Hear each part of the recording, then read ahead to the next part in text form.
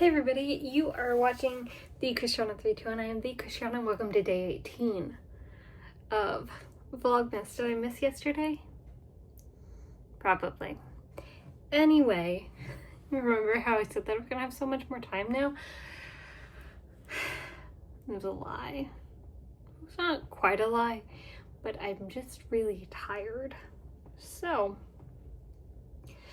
today is blind Christmas present date with a book. I was really thinking that the next time I did one of these, we would be able to like vlog me reading it, and maybe that will still happen. But here's the thing. This month has gone by so fast. I don't know what happened. I got 3 blind dates with books from various places, some of which I remember and some of which I don't. I'm gonna save this one for last because it looks the coolest. Alright, so let's see. I think this one came from this local bookstore in Neenah, Wisconsin called Lion's Tail. Lion's Mouth. Lion something. There's one in Green Bay and one in Neenah that are both start with lion, but they are not, as far as I can tell, part of the same thing. But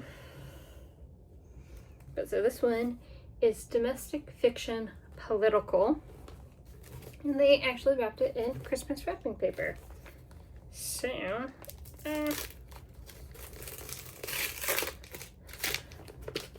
yeah, domestic fiction, political is not a lot to go on. I will say that. I've got no idea. Not my typical kind of genre.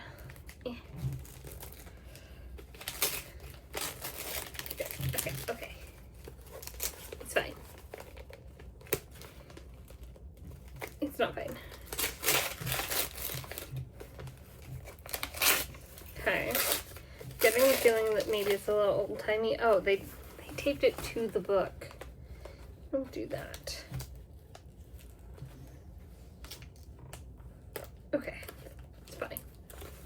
But that explains why I couldn't just do that before. Alright, The Senator's Wife by Sue Miller, author of While I Was Gone. I feel like I read While I Was Gone. Mary is newly married, pregnant, and standing on the cusp of life. As a wife and mother, recognizing with some terror the gap between reality and expectation. Delia, wife of two-term Liberal Senator Tom Naughton, is Mary's new neighbor in the adjacent New England townhouse. Tom's chronic infidelity is an open secret in Washington circles, but despite the complexity of their relationship, the bond between them remains strong. Soon, Delia and Mary find themselves leading strangely parallel lives as they both reckon with the contours and mysteries of marriage, one refined and abraded by years of complicated intimacy, the other barely begun. Could be interesting. I think that I might read that one. Then this one, I believe, came from, it's in a video that I have already half filmed, but I need time to like go to another place to finish filming it. And then edit it. Hopefully it'll be up for Vlogmas because I talk about Vlogmas in it. But anyway, this one is called The Attic, the bookstore. It's a bookstore / cafe, which the book selection is limited, I'll say. It's a very small bit of it, but the cafe part of it, delicious. Alright, let's see. But like, it's got a little wax seal. I love that. It says, a cozy mystery, France, detective, bread and breakfast. Not bed and breakfast. Okay. Come in.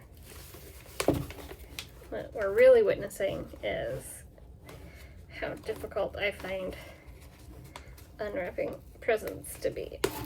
Okay. It's fine. So the Senator's Wife was only $6. This one was $17. So let's see. Oh, they used double-sided tape. Nice. Hopefully none on the book.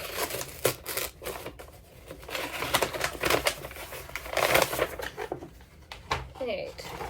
The Prisoner of Castellic by Neil Godden. Molly Sutton Mysteries 3. So that means that this is the third book in a series. Although, books like murder mystery books generally don't have to be read in order. It's just like following different cases from a particular detective. So let's see. What if Valerie is still alive? Virtually no one in the village of Castellac. It's probably pronounced in some kind of French way. I don't know how to pronounce things in French ways. Virtually no one in the village holds out any hope. It's been 7 years after all. 7 years since the popular, mischievous Valerie Bautier disappeared without a trace. The exertions of the gendarmes, led by Chief Dufort, yielded almost no clues, and his failure to solve the case had been one of the many reasons he quit the force. But then a shred of evidence appears. It might be nothing, but Molly Sutton isn't afraid to grab a hold of it and take it as far as she can. Will a shred be enough? If Valerie is still alive, how will Molly and Ben ever find her in time? Who's Ben? Is that Chief Dufort? So yeah, I'm not sure. I'll have to look and see if this is, like, if you need to read the books 1 and 2 in order for this to make any sense. I'm going to say it's not really grabbing me as one that I would read in a physical book, but it is the kind of thing that I would read as an audiobook. All right. And then the last one I'm really excited about. So I went to the Lion's Tail, Lion's Mouth, whatever, the one that's in Green Bay, as part of the other video that I was talking about. And they had blind dates with the book, but it's not just a book. So theirs comes with all these little goodies inside. So first, this is a historical fiction book. It's got a little sticker. Do I get to keep it? No, it's already used. They said that they don't wrap them in the store. They actually buy them from some local person who puts this whole thing together. And so it is more expensive than other places. Anyway, based on an amazing true story, this is an explosive novel following Ludmila Fevelinchesco's journey from history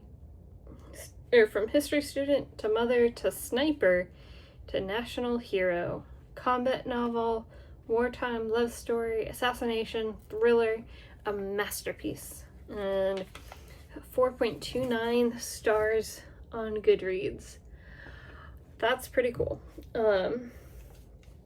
So this particular store only had like 2 or 3 blind dates with a book, and one of them I knew I had already read. I could just tell what it was. I don't remember now because it's been a while.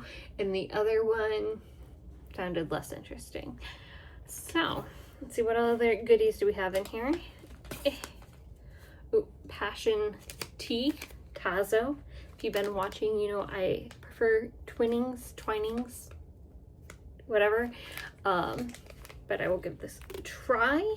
maybe in tomorrow's video. I keep saying that I'm gonna have tea on these videos again, and I've not done it. Ooh, then this like bookmark, it's a reading list, and you can put little stars on it. At the end of the month, or maybe sometime during Vlogmas, I'll show you guys the way that I've been tracking. I think this is a cool idea, not the kind of thing that I would use though. Pen, a highlighter maybe?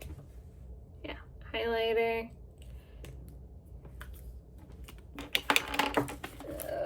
Some more stuff. Oh, well, there's a sticker that ruined some of them, but they're these little tabbies, so you can tab your books if you want to go back and reference certain bits again. Neat. These are very dull colors. I don't know that I've ever seen them that dull before.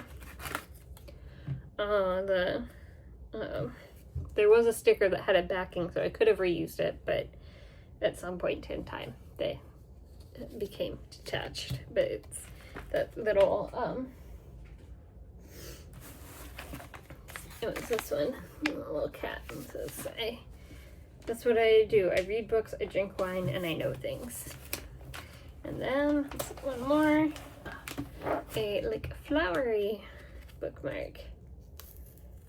I know. Well, let's hope that she didn't tape the book. All right, I think that's everything.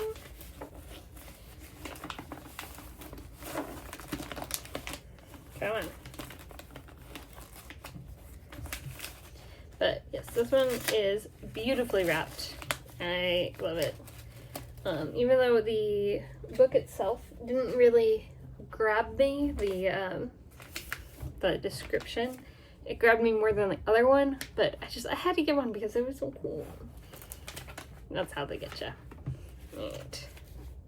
And then it's got like, oh, you can see, that's cool. Okay.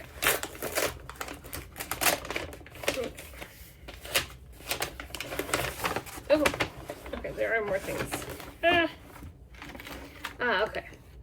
Bookish Gifts by Ash, books for all collections. And then if you want to get something like this, that is the information.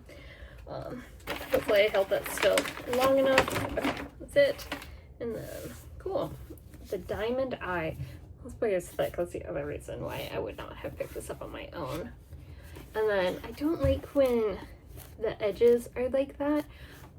I used to spend a lot of time on like writer YouTube and booktube and all of that, and apparently having the edges be that textured where they're not all the same length is extra. Like it costs more to make a book like that, and I don't understand why. I don't like it. It bothers me anyway. Okay, the back is just quotes about the book instead of telling me what it's about. I feel like we kind of already know. Okay. In 1937, in the snowbound city of Kiev, now known as Kiev, I thought it was known as Kiev, I don't know, Bry and bookish history student Mila Pavlichenko organizes her life around her library job and her young son, but Hitler's invasion of the Ukraine and Russia sends her on a different path. This doesn't really sound like my kind of book. Does anybody out there think that this sounds like your kind of book? One time when I did one of these blind dates with a book things, I offered up one of the books to you guys. So if you would like this, send me a message on my email will be in the description, and just say the Diamond Eye, and let me know that you want it, and the first person to respond, I will let you know, and I will send it to you anywhere in the world, probably, I think. It's gonna cost like $50 to send it to you, and then sorry. But yes, I will send it to you. I'll take care of shipping and stuff, so don't even worry about that. But if you'd like a free book and you like Ukrainian history or World War II history, yeah, reach out. Anyway, my TBR just keeps growing. I've read a lot of books this year, which I'm proud of. However, I don't know if I'm going to hit my goal, which was only 36. So I should be able to, especially because I have a few books right now that are very short that I'm just halfway through and I need to pick up and keep reading. Maybe I'll do that tonight. I should do that. But I would like some pizza. Anyway, good night, sweet dreams. I'll see you tomorrow.